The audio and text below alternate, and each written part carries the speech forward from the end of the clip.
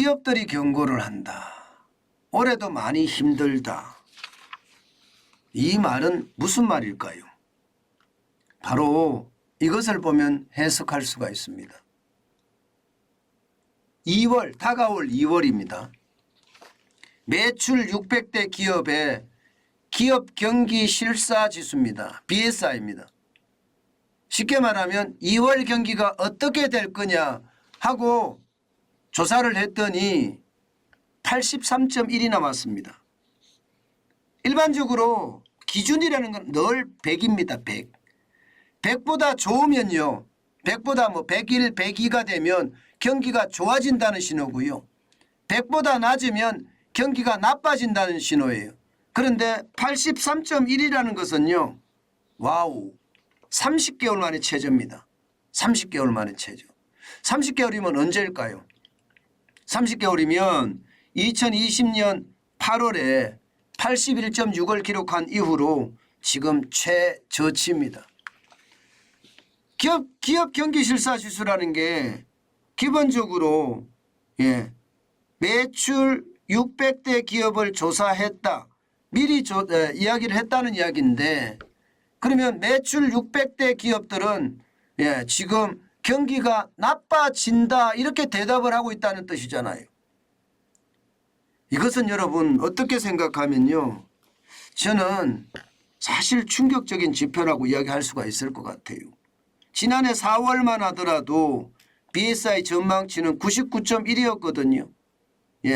11개월 연속 지금 100 밑에 쭉 가고 있습니다. 작년 4월이 99.1인데 올 2월 아직 다가오지는 않았지만 전망지수니까 올 2월에 83.1이라는 지표는 결국 말입니다. 기업들이 체감하는 경기는 굉장히 나쁘다는 뜻이에요. 진짜 실물 경제가 나쁘다는 이야기를 지금 기업들은 하고 있는 겁니다. 이게 그에다가 대기업들이에요. 대기업들. 좀 더 구체적으로 볼까요? 좀 더 구체적으로 보면 말입니다. 지금 이 지표인데요. 당장 지금 2월 달에 가장 나빠질 거라고 보는 지표는요. 석유화학입니다. 석유화학. 석유 정제나 석유화학이나 지금 2월 달에 71을 보고 있습니다. 71. 죄송합니다. 75.2네요. 75.2. 75.2니까 굉장히 많이 떨어질 거다 이렇게 예상을 하잖아요. 게다가 전자통신도 보세요. 전자통신도 85.7입니다. 85.7. 물론 1월 달보다 77.8보다는 높아요. 85.7이니까. 그렇지만 전반적으로는 나쁜 수치고요. 여기에 자동차 운송 여기는 지금 좋습니다. 96.8까지 올라갔습니다. 1월에 93.9에서 96.8까지 올라갔습니다. 현대자동차, 기아자동차 역대 최고의 매출이라는 이야기 여러분들 들으셨죠?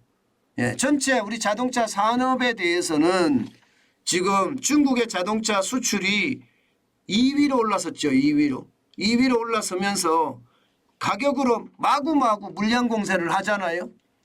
그렇기 때문에 위기의 어떤 전조가 있다 없지는 않다고 생각은 하지만 현대자동차나 기아자동차는 유럽에서 난리를 치고요. 현대자동차는 미국에서 워낙 많이 파니까 시장의 분위기가 많이 달라진다고는 이야기합니다. 그렇지만 분명히 대기업들도 지금 경고하고 있잖아요. 지금 상황이 좋지 않다는 이야기.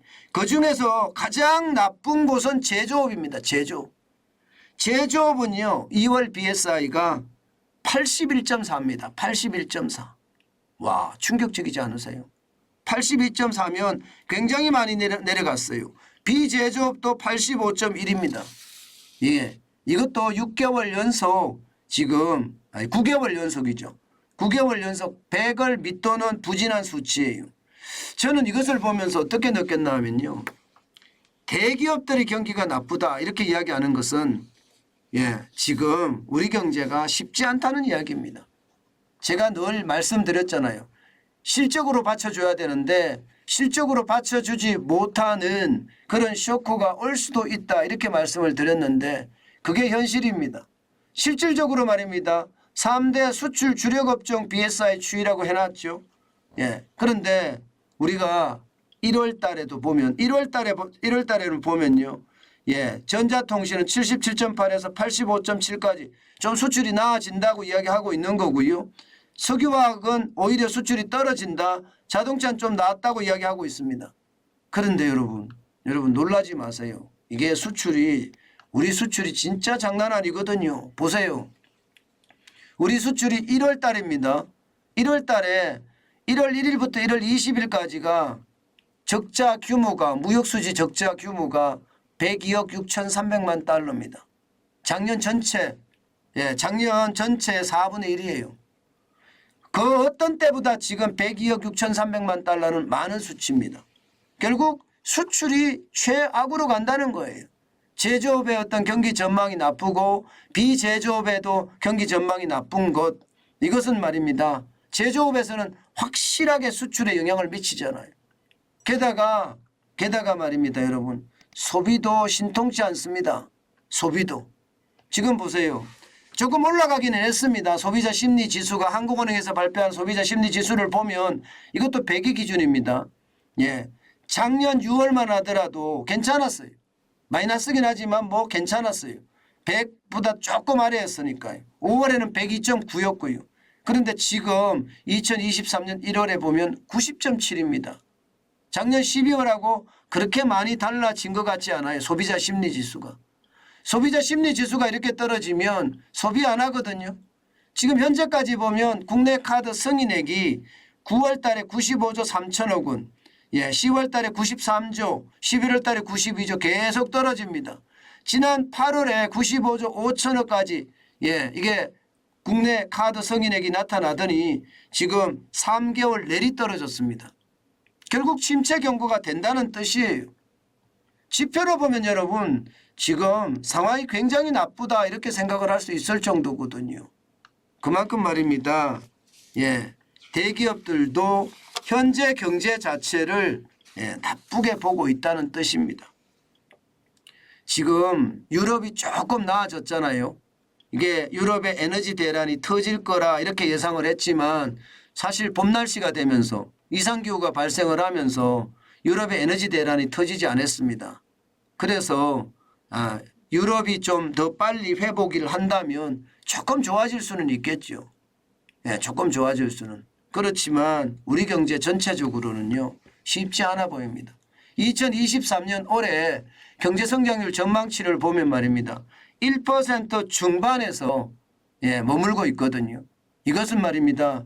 대기업들이 지금 침체 경고를 하는 것과 다름이 없습니다. 1% 중반이라고 하면요. 여러분 성장률로 봤을 때 글로벌 금융위기 때가 0.8% 성장을 했습니다. 0.8%. 그때 이후로 최저치가 되는 거예요. 그래서 저는 대기업들의 어떤 경고 절대 이거 무시해서는 안 된다. 저는 그렇게 생각합니다. 시장의 어떤 변화가 굉장히 크다는 뜻이에요. 제가 늘 여러분들에게 말씀드리는 건 이게 지표를 가지고 말씀을 드리거든요.